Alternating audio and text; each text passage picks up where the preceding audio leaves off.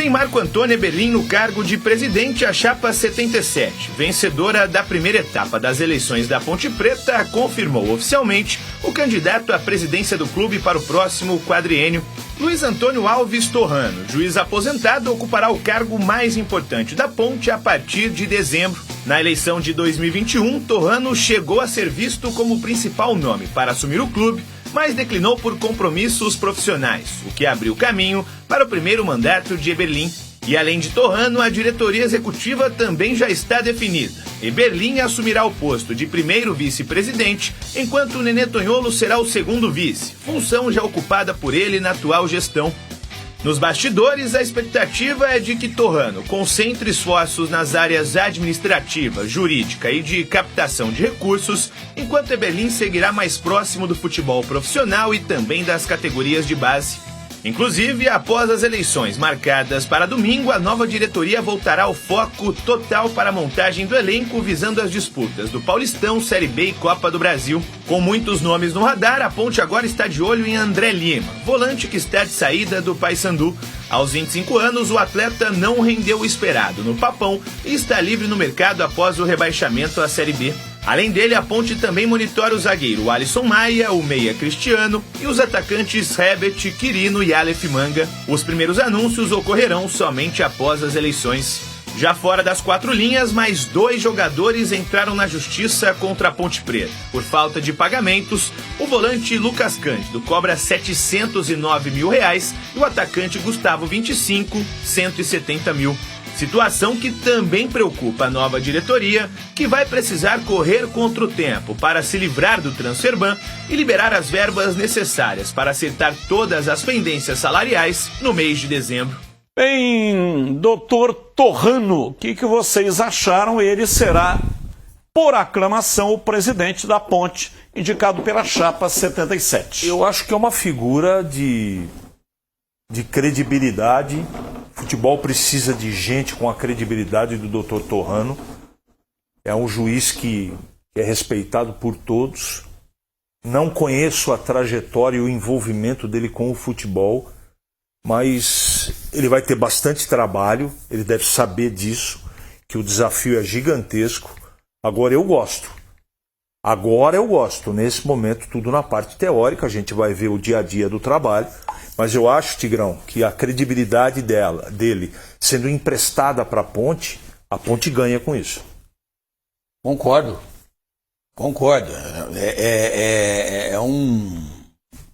Uma figura realmente muito respeitada, que tem aí uma trajetória no mundo jurídico, né?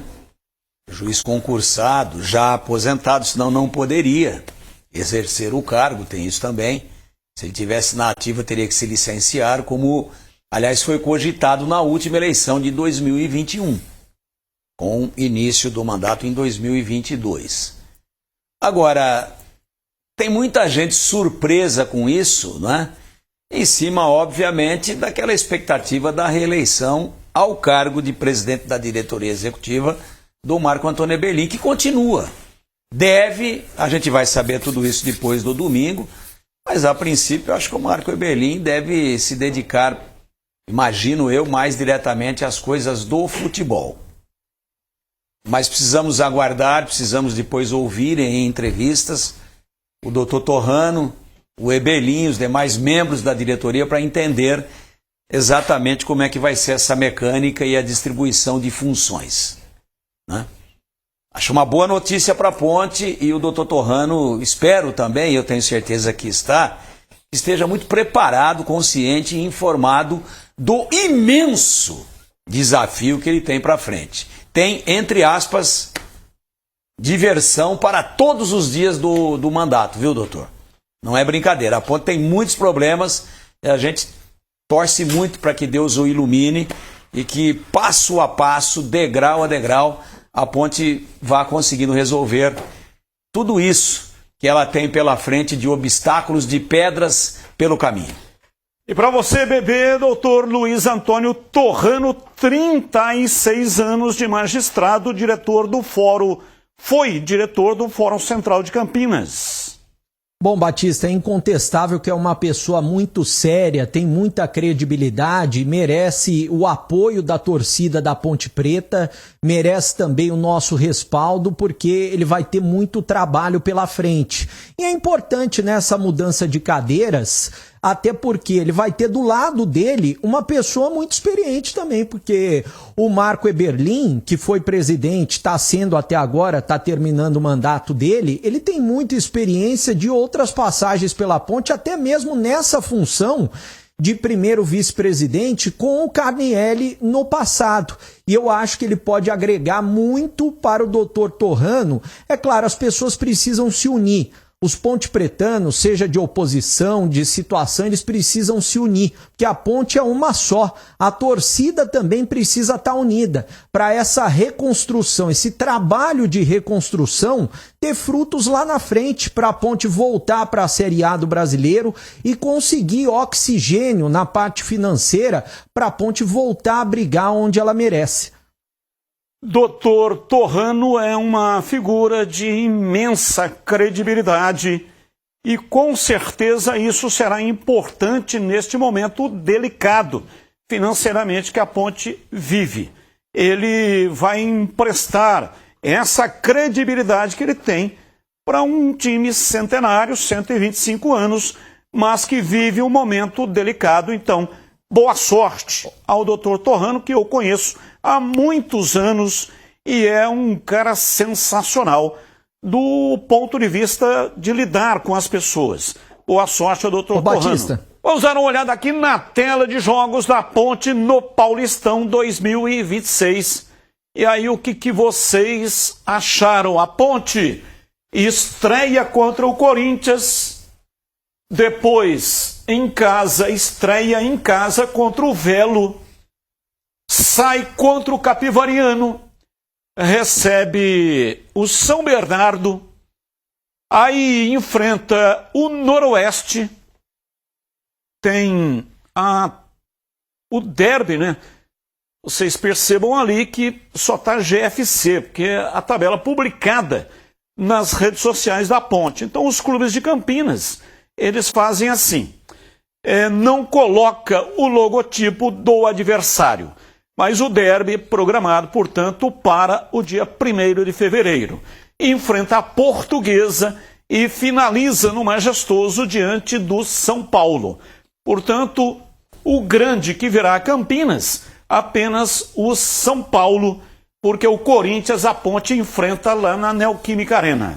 Existem dois times grandes aí no caminho da Ponte, né? Grandes mesmo, São Paulo e Corinthians. E uma desvantagem, jogar fora de casa no primeiro jogo eu não acho bom.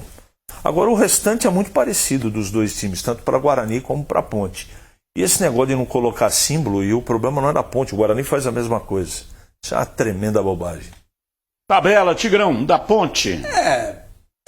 Tudo aquilo que eu falei com relação ao Guarani vale aqui, né? O campeonato traiçoeiro, lembrando que os rebaixados serão apurados ao final desses 8 jogos. Antes era depois da 12ª. Então o tempo de recuperação, se largar errado, é muito pequeno. Então, complicado, alerta total para os times de Campinas, de toda a nossa região, porque o campeonato, eu vou usar o mesmo termo, é um pau de sebo. Você pensa que subiu e desce escorregando. E você, Breno Beretta, a sua opinião aí sobre a tabela da Macaca?